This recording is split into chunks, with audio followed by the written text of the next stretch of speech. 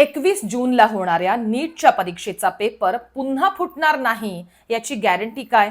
याच प्रश्नावर केंद्र सरकारची महत्त्वाची बैठक झाली. पहिल्यांदाच कधी नाही ते भारतीय लष्कराची यासाठी मदत घेतली जाते. प्रश्नपत्रिका पोहोचवण्याची जबाबदारी यावेळेस भारतीय हवाई दलाकडे दिली आहे. त्यामुळे नीटवर संपूर्ण सरकार सक्रिय झालेलं आहे.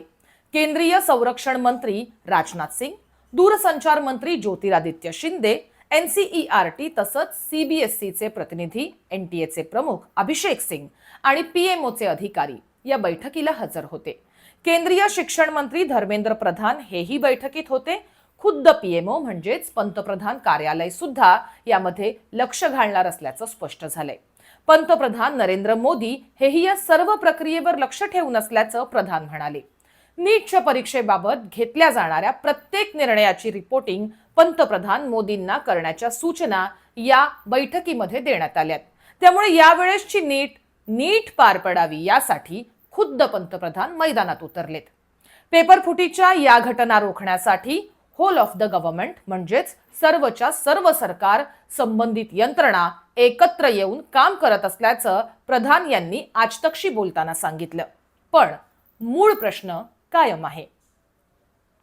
नीटचा पेपर मुळातच पेपर सेटिंगशी संबंधित असणाऱ्या लोकांनी फोडल्याचा दावा केला जातोय. तो नेमका कसा रोखणार? केंद्रीय शिक्षण मंत्री धर्मेंद्र प्रधान यांना हाच प्रश्न विचारला गेला, पण त्याचं ठोस उत्तर त्यांच्याकडे नव्हतं.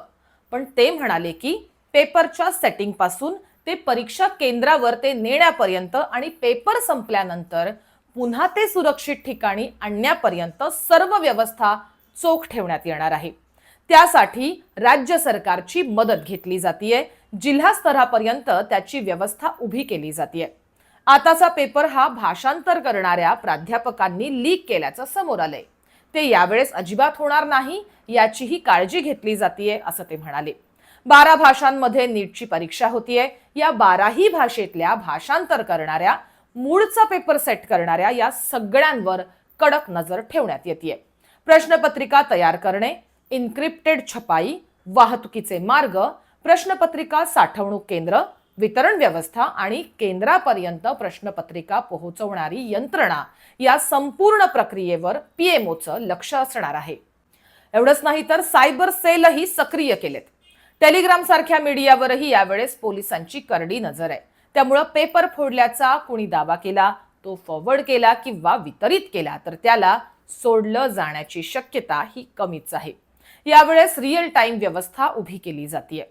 फक्त PMOच नाही तर या सर्व व्यवस्थेत लष्कराचीही मदत घेतली जात आहे. आतापर्यंतचे पेपर हे पोस्ट खात्यामार्फत देशभरात पोहोचवले जायचे.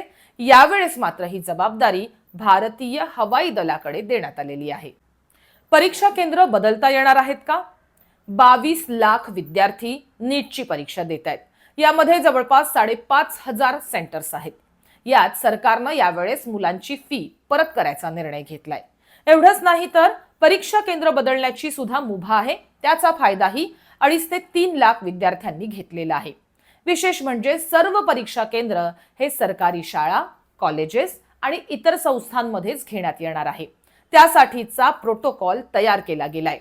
संबंधित संस्था, राज्य सरकार यांना SOP पाठवल्याचं केंद्रीय शिक्षण मंत्र्यांनी सांगितलंय. NTA काय करणार? नीटच नाही तर इतरही काही परीक्षांचं आयोजन, नियोजन NTA ही संस्था करते. अभिषेक सिंग हे तिचे महासंचालक आहेत. पेपर फुटीचे दावे आणि NTAचे दावेत यात जमीन आसमानचा फरक राहिलेला आहे. एकीकडे CBI रोज एकाला अटक करत असताना NTA मात्र पेपर फुटलाच नसल्याच्या दाव्यावर ठाम आहे. त्यामुळे गोंधळ आणखी वाढतोय. परीक्षा झाली की कोणीतरी पेपर फुटीचा दावा करतो, सोशल मीडियावर टाकतो आणि मग गोंधळ संभ्रमात परीक्षा रद्द केली जाते.